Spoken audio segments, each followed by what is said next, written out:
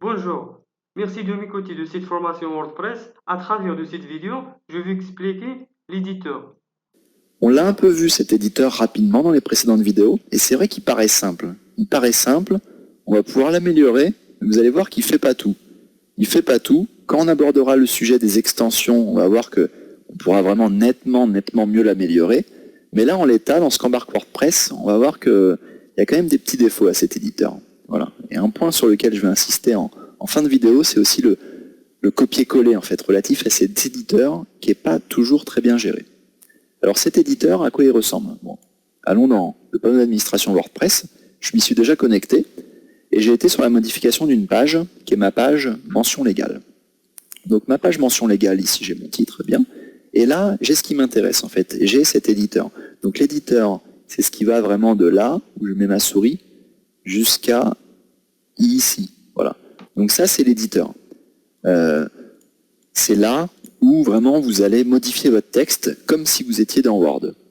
Qu'est-ce que vous pouvez faire? Il y en a pas mal qui apprécient le mode d'écriture sans distraction. En fait, c'est du plein écran. C'est-à-dire que vous cliquez ici, hop, et là, pardon, vous avez seulement accès à... voilà, il n'y a pas de menu à gauche, à droite, vous êtes sans distraction. Voilà. Donc pas en plein écran, mais presque. Et là, vous modifiez votre texte un peu comme si vous étiez dans Word. Ça veut dire que vous pouvez mettre du gras.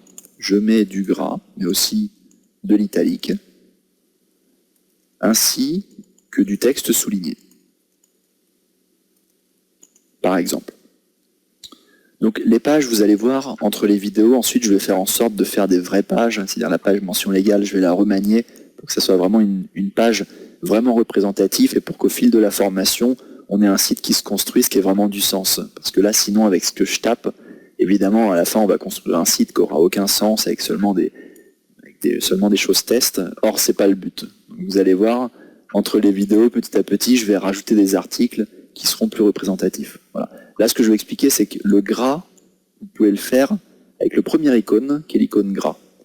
L'italique, le deuxième icône italique. Le texte souligné, ben là, je peux pas. Je peux faire du texte barré, ici,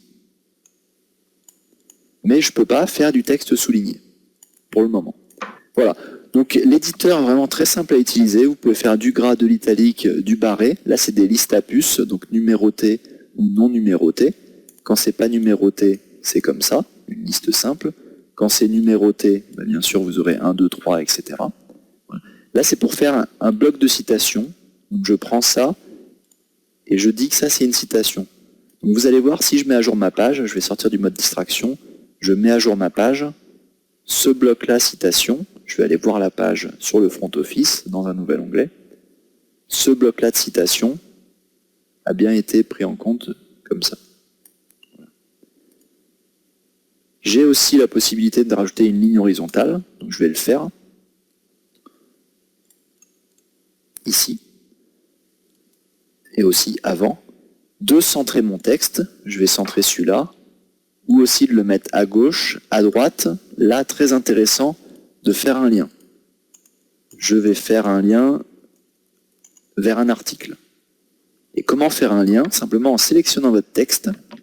Et là, vous pouvez faire un lien. En fait, ça prend la forme d'une encre, parce que les liens, on les appelle aussi des encres. La traduction de lien en anglais, c'est Rancher. Une encre.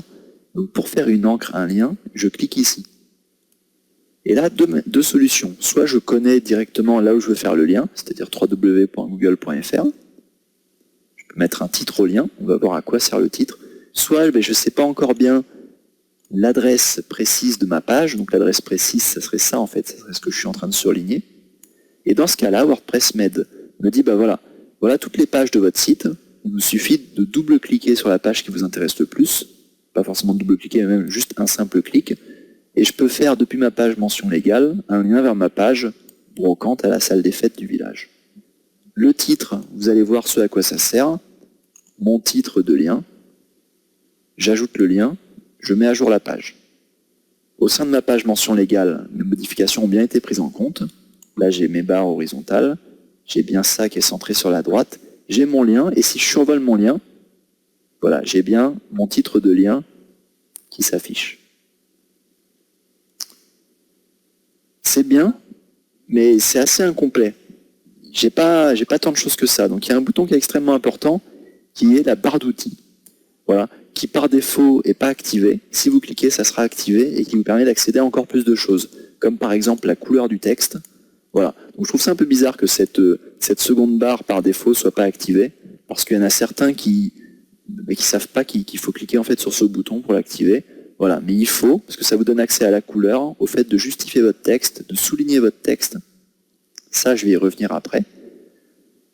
En même temps que la notion de formatage, ça vous permet aussi d'insérer des caractères spéciaux, voilà, des caractères un peu compliqués, d'indenter votre texte, de faire une indentation, l'augmenter ou de la diminuer, d'annuler ou de rétablir. Donc là, c'est un peu l'équivalent, je tape quelque chose, je fais annuler, hop, ça annule mon texte. C'est l'équivalent du je tape quelque chose, je fais du CTRL Z.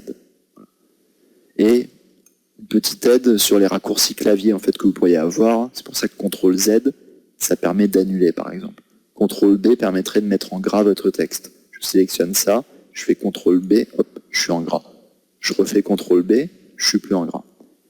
Paragraphe, c'est assez important, ça va vous permettre de gérer vos différents niveaux de texte. Donc là, mention légale, ou disons plutôt, je vais faire un sous-titre, ça pourrait être nos suggestions sur les mentions. Ça, je peux dire c'est un sous-titre de ma page, titre 2. Donc le titre 1, ça serait logiquement les mentions légales.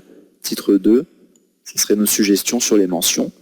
Et là, je vais voir qu'en rafraîchissant ma page, voilà, j'ai automatiquement mon titre, mon sous-titre. Donc là, je vais pouvoir commencer à organiser et je vais pouvoir commencer à faire quelque chose d'assez intéressant. Donc c'est bien, mais ça fait pas tout. Bah oui, si je veux faire un tableau, je fais comment ? Bah, si je veux faire un tableau, eh ben, je fais pas.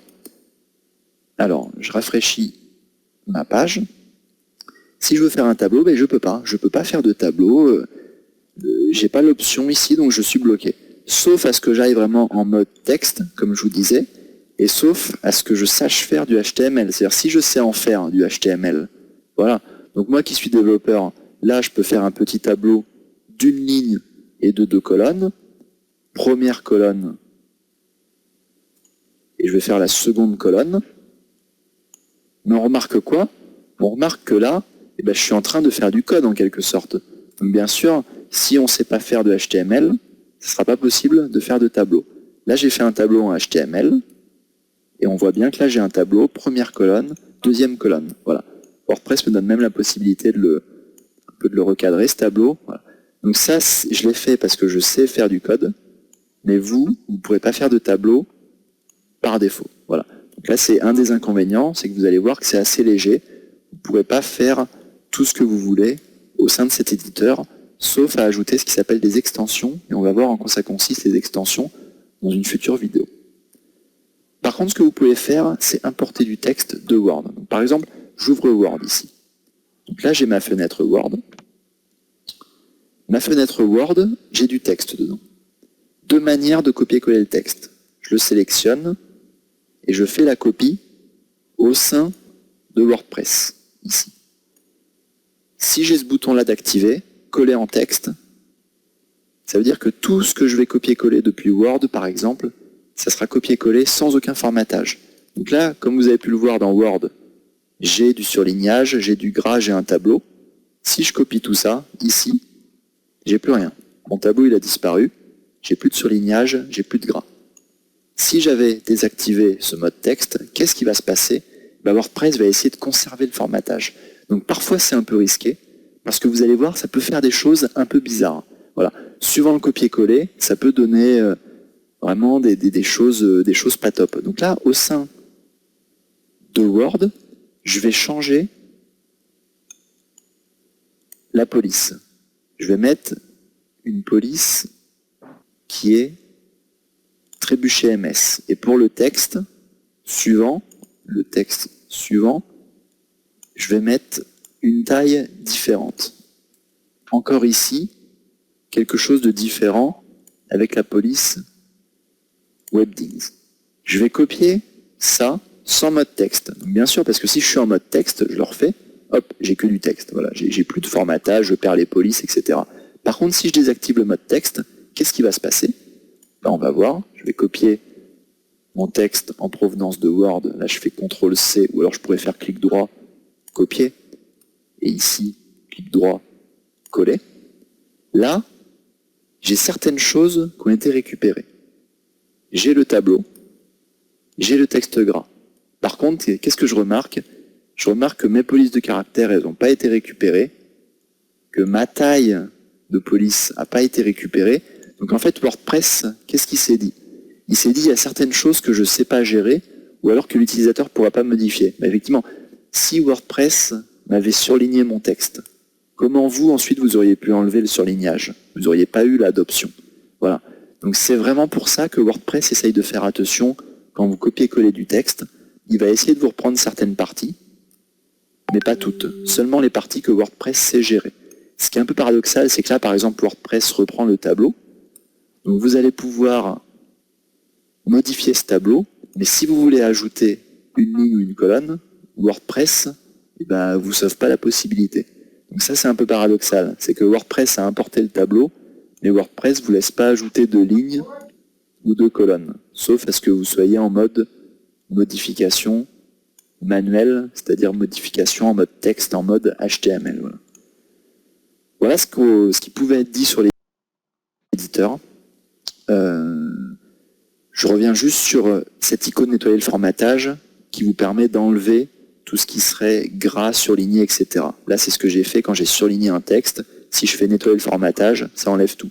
Donc forcément, si je sélectionne toute ma page et que je nettoie le formatage, je m'aperçois qu'au final, j'ai vraiment du texte assez basique. Voilà. Donc l'éditeur parfois peut avoir des petits défauts.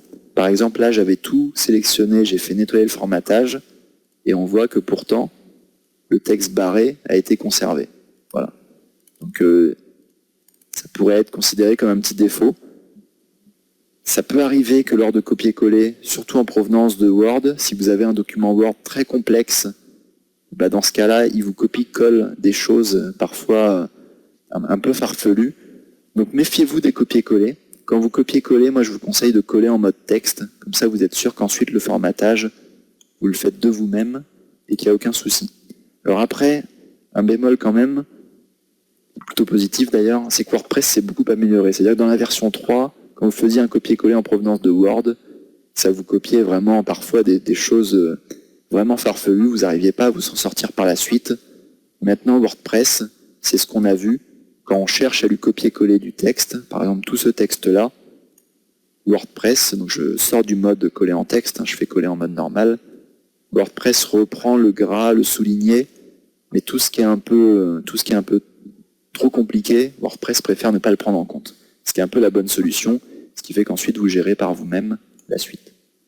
Voilà, donc quand on va évoquer les extensions, on va voir qu'on va pouvoir grandement améliorer ça, parce que là vous ne pouvez pas faire de surlignage, il y a plein de choses que vous ne pouvez pas faire, et finalement tout le contenu que vous pourrez produire avec cet éditeur assez classique, il sera finalement assez minimaliste. Là j'enregistre ma page, voilà, je vais avoir quand même du texte très minimaliste, même si une section sera dédiée aux médias. Donc vous allez pouvoir ajouter des images, des vidéos, une galerie, etc.